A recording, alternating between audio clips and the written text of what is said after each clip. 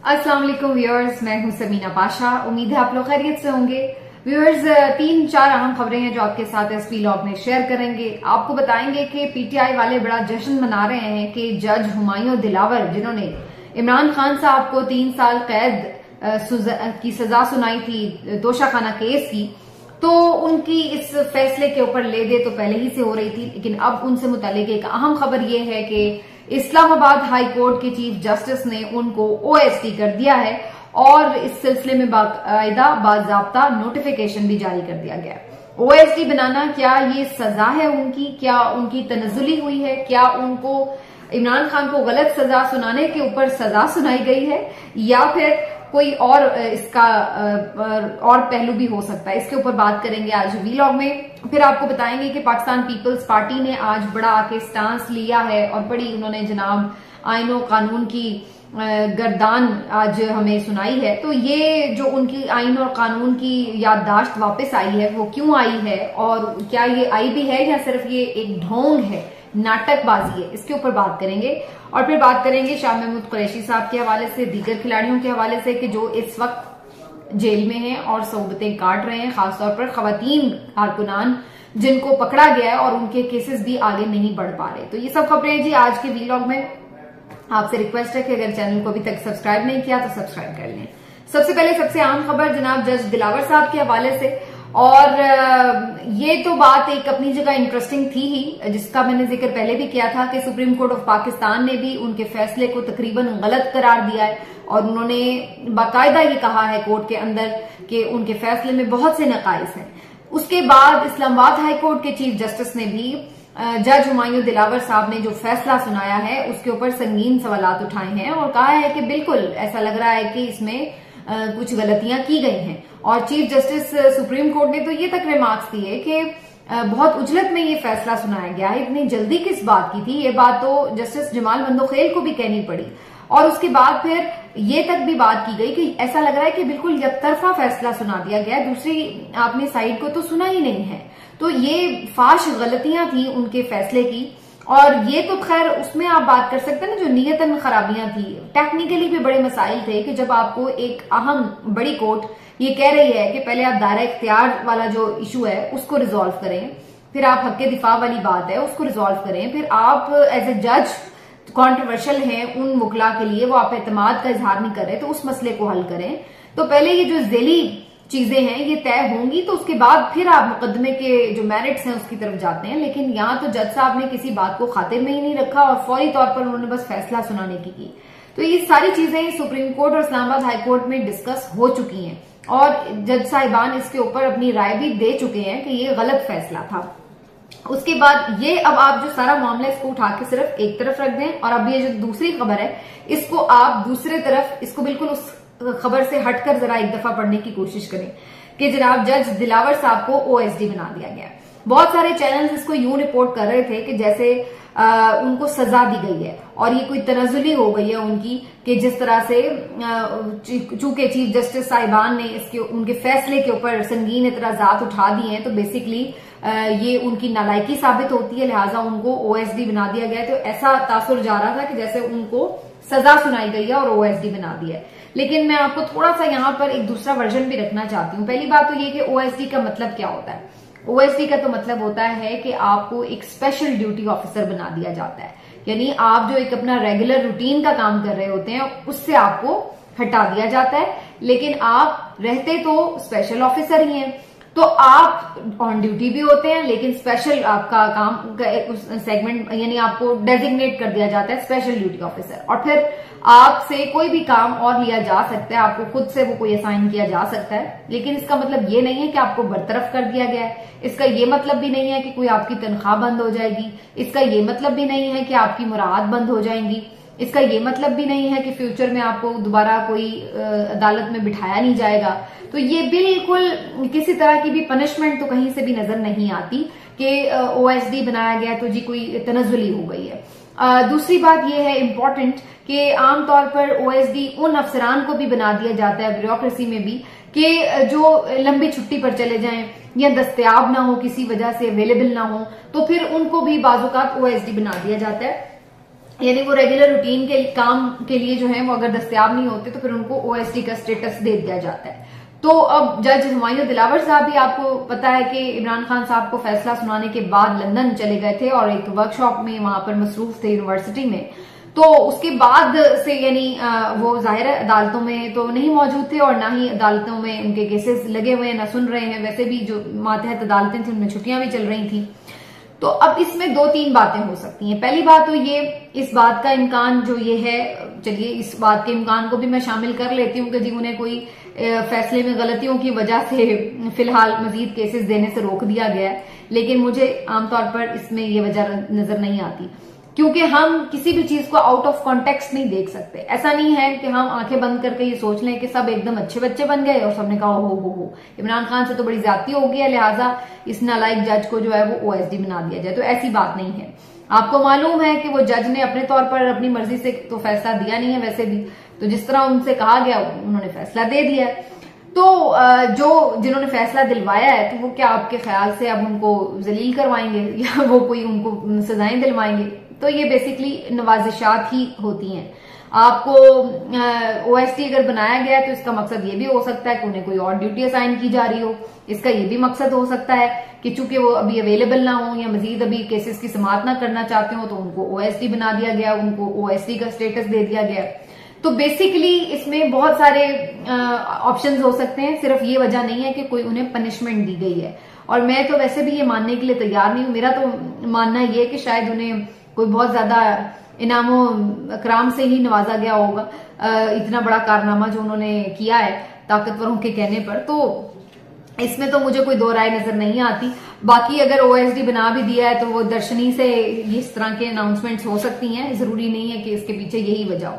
तो मेरा नहीं ख्याल है कि इसके ऊपर बहुत ज्यादा कोई खुशी मनाने की बात है, क्योंकि असल बात यह है कि अगर चीफ जस्टिस साहब को इतना ही इस बात का दुख लग गया कि एक मातहत जज ने गलत फैसला सुनाया, तो सबसे पहले तो जरूरी बात ये थी कि उसको सजा सुनाने से भी ज्यादा जरूरी बात ये होती कि भाई आप जिसको उसने गलत सजा सुनाई है, जो उसका निशाना बना है, जो विक्टिम है, पहले तो आप उसकी रिहाई का बंदोबस्त करें, पहले तो उसको रिलीफ दें। तो पहली तो इसमें जो स्टेप होना चाहिए था वो ये होना चाहिए था कि इमरान खान की सजा को आप मुअत्तल करते, सजा को मुअत्तल करते, उनकी रिहाई का हुक्म देते, और फिर बाद में आप ये सोचते कि अच्छा जी अब जिसने गलत फैसला सुनाया उसके साथ क्या करना है। और आमतौर पर वैसे भी ये प्रैक्टिस होती नहीं है कि अगर कोई गलत फैसला दे दे तो उसको सजा सुनाई जाए, ऐसा नहीं होता, क्योंकि इस तरह तो फिर जज साहिबान सजा देने से ही डरना शुरू हो जाएंगे। ये तो एक खैर स्पेशल केस था, इसको तो आप एक तरफ रख दें, लेकिन अगर ये प्रैक्टिस होने लगे कि किसी ने कोई गलत फैसला सुनाया है तो उसको जनाब अब आप लटका ही देंगे, तो उस सूरत में तो फिर आपका निजाम इंसाफ की जड़ें हिल जाएंगी ना, फिर तो कोई फैसला ही नहीं देगा इस डर के मारे कि यार कल कला को ये फैसला मेरे गले ना पड़ जाए। तो ये ऐसा होता नहीं है, इसलिए इनको ओएसडी बनाने का बिल्कुल एक अलग मामला है और इमरान खान की सजा सुनाए जाने का मामला एक डिफरेंट मामला है। और अगर किसी को इस बात की रियलाइजेशन भी है कि जी उनको गलत सजा सुनाई गई थी, तो फिर इंपॉर्टेंट ये है कि पहले उनको गलत सजा जो है वो खत्म की जाए उनकी, और उसके बाद फिर सोचा जाए कि किसी के साथ क्या कार्रवाई होनी चाहिए। और ये भी सिर्फ उस सूरत में ही हो सकती है कि अगर कोई बदनीयती साबित हो जाए किसी जज की, और उसके लिए एक अलग प्रोसेस है कि वकीला जो है वो अगर उसको चैलेंज करते हैं कि उन्होंने किसी इमा पर या किसी बदनीयती की बुनियाद पर ये जानबूझ के गलत फैसला दिया, तो वो एक लंबा अलग बात है। लेकिन ऐसा नहीं होता कि कोई अगर बड़ी अदालत किसी छोटे जज का फैसला गलत करार दे दे तो उसको सजा ही सुना दी जाए। तो भाई ये तो है जज दिलावर साहब का मामला। अब आ जाते हैं जरा इस पे कि जो इलेक्शन डिले का मामला है उसके ऊपर अब नाटकबाजियां, ड्रामेबाजियां और जो भी इस तरह के अल्फाज हैं आप कह सकते हैं वो शुरू हो चुकी हैं। उसकी वजह यह है कि पाकिस्तान पीपल्स पार्टी अब रिवायती एक मुनाफिकाना पॉलिसी के साथ सामने आ चुकी है, और वो पीपल्स पार्टी जिसने खुद बैठकर मुश्तरका मफादात काउंसिल में मर्दमशुमारी जो नई हुई थी उसको नोटिफाई करने की मंजूरी दी, उसके बाद अब बाद में टस्वे बहा रहे हैं कि जनाब ये क्या बात हुई, हमने तो ये नहीं कहा कि इलेक्शन डिले करवाएं। तो भाई आपने उसकी बुनियाद तो खुद ही रख दी, यानी आपने खुद ही भैंस ज़िबा कर दी और अब आप टस्वे बहा रहे हैं कि जनाब हमने चुरी क्यों पकड़ाई। तो भाई जब आपको पता था कि भैंस ज़िबा हो रही है तो चुरी आप हाथ में पकड़ा रहे हैं कसाई के, तो फिर आप किस तरह कह सकते हैं अब कि जी कसाई ने चुरी क्यों फेंक दी। तो ये बेसिकली वही अब हाथी के दांत दिखाने के और खाने के और वाली हिसाब है।